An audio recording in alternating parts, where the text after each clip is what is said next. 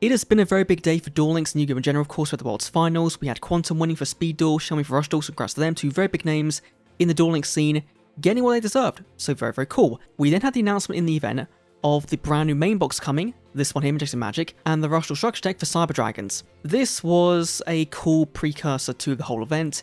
It of course ended on the announcement of a major update coming to Duel Links, or in this case, an astronomically massive update coming to Duel Links. So maybe in the title, we're now calling them astronomical updates rather than huge updates. We'll see.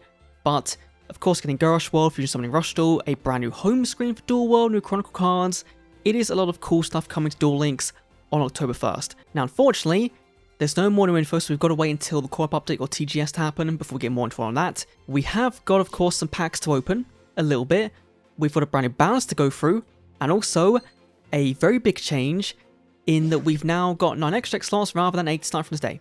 To me, today feels like the Speed Duel part of the big new world. This is the kind of updates you expect to happen once a year, and we get them a bit early. Let's go to the brand new balance and skill balancing, because it apparently is mainly Rush focused, which I would kind of expect given the Rush is getting more content soon. So it just kind of makes sense rather than Speed Duel, you get this up to KC Cup. For our ban list, we've got a very small ban list in that both these cards are now going to Unlimited, which Trike Fox I don't think matters unless we get more support. Okay, that's fine. But Avian Spell Tactics, it does now give Harpies back row removal, which is really big. Or of course, in the new box we're getting, hopefully more support, that'll be big as well. Card changes, they're fine. Nothing really overly exciting, but still cool for those decks to use them. Skill balancing. Okay. Kyber Court Bling is being changed, because I assume of the brand new foiling. The Cyber Dragon skill getting Fusion Summon support. Excavator, Free Cavaliers, Hyper Engine getting some buffs, and Ultimate Bond being nerfed. Oh boy, let's see what that is all about. So first of all, KC Bling is being changed drastically. Okay, so they've kind of butchered the skill, right? It is completely different, even though no one played it before.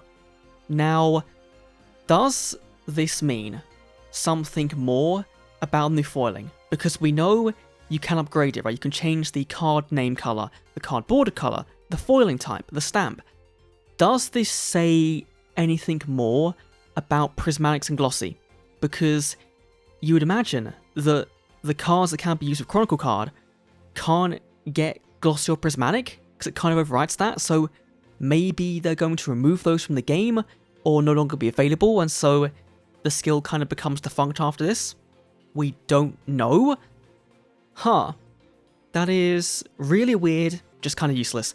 Then the Cyber Dragon skill, okay, so before, it basically gave us a Proto from our deck graveyard, now it's against Proto or Fusion, each once per duel. Okay, the big thing is, are we getting more support in the box that's not Cyber and Dragon? Because the skill kind of implies we'll get one of the two main deck bodies and we haven't got them yet, and so I would hope that is the case. I hope that's the case. Excavator is going to now require 13 less cards in the deck before you get your piercing rather than 10. It's a small buff that really isn't going to change much. The piercing part is not the problem with the skill, it's the fact it's so reliant on the field spell, and you've only got limited copies of that card. So I would have hoped for a bigger change than this. This won't do that much at all. Then we've got the Cavalier skill, which is going to be buffed so you can play 14s or 15s of any kind. Okay. You also add Night Vision to the pool, which is a dark, so that's interesting. And because of that, you now don't have level 8 of attribute restriction on the whole Bauschen changing. It's now 16 or more. This still doesn't do that much for this skill, right? It's definitely better, don't get me wrong, but I feel like this was the one where you had the Boring Kong, which has a position change effect, that the skill kind of goes against, and it still does.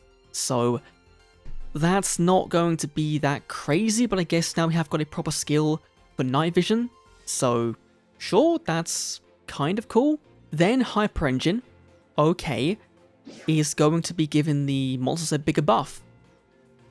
Is that enough? It definitely makes them more competitive, right? If you've got the big maximum piece in the middle on your field. I don't think like this deck is fine at the moment, right? It's a fairly good burn deck. You won't see the worlds, but on ladder, it can achieve some wins very easily, and it just makes it better.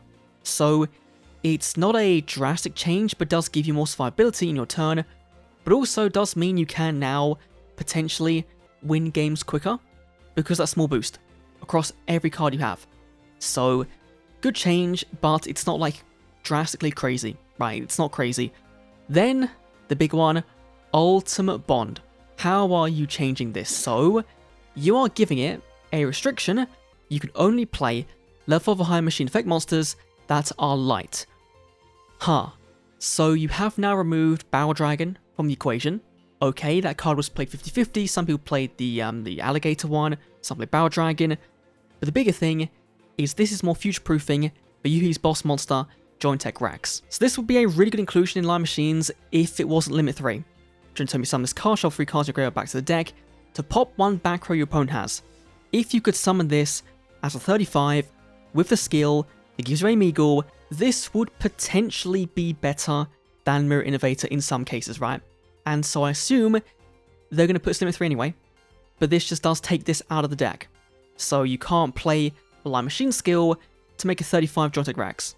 You could still play, right, a Meagle by itself in this, but I imagine they might go down the route of making Yuhi's skill lock you into Earth Machines. Right, that might be a way they go about it. So we'll have to see. We'll have to see, but overall, some fairly okay changes, right? Like skill-wise, this is just keeping the skill as is now. It's making it so it can't get any better by new cards coming potentially, but at the moment, Konami think, you know what, it's perfectly fine. Do I agree with that? No, not really, but that's more on what the cards do rather than what the skill does. But they could have made it a twice per duel thing. That'd have been fine. But we have got to go through the brand new shop stuff because there are a ton in store. First of all is the Cyber Dragon structure deck, which is not good at the moment, right? Limit 3 Sidra Proto Cyber Dragon. This card is mistranslated. It's meant to be your monster rather than your opponent's. We are getting a free copy and also 2 copies with gems. That is really big. Oh, and Prismatic Pro Cyber Dragon. Very, very nice. Very, very nice. Now, am I going to buy these 2 today? Maybe. We'll see. We'll come back around to it. Then we've got the 10 free packs from our bundle. To me, it's not important. I've got everything. So, no Prismatics. Not great. We've got a new pickup box, which is reprinting 10 years. Okay, we've got Deltaros for your Demon deck. Cool reprint. Clear Wing for Wind Witches. Very cool. We've got Match Dust. We've got 10 years DD Crow, Win. You know, this is a bit of it's a very mixed pickup box, right? It's kind of all over the place, but it is a cool idea in that you're not just reprinting set archetypes. It is more, here's some really cool support cards, so brand new cards coming to the game. I quite like this. Then the brand new main box. Oh boy. So let's grab our 10 free packs. Now, because of the new Rush content coming on October 1st, I'm really not sure on what to do for this box, because I kind of want to play DM stuff, kind of want to play Wind Witch, kind of want to play Lyrilusks, and I don't want to be in a position where come October 1st, I've not got the gem funds to go into the brand new content I want to play. So I feel like this will be a skip for me, but 10 free packs, 1 super rare, wasn't great, but free is free, and there's plenty more coming down the line. And of course, that being the big, astronomically massive update for Duel Links, Go Rush World, Fusion Summoning, Home Screen Editions, Chronicle cards, and we'll see more of this at Tokyo Game Show on September 27th, but also by the core up update happening on September 25th, 26th, around then. So that week will be everything, right? We'll get skill leaks, card leaks, feature leaks, that kind of thing. It'll be massive. Look forward to that. Of course, before that is the KC Cup for Speed Duel players. Rush still have a very bad Subdragon Structure deck until new cards come on October 1st. But overall, some good changes. That is my thoughts on the BANLIST and new content. Leave your thoughts down below. I'll see you next time video. Adios.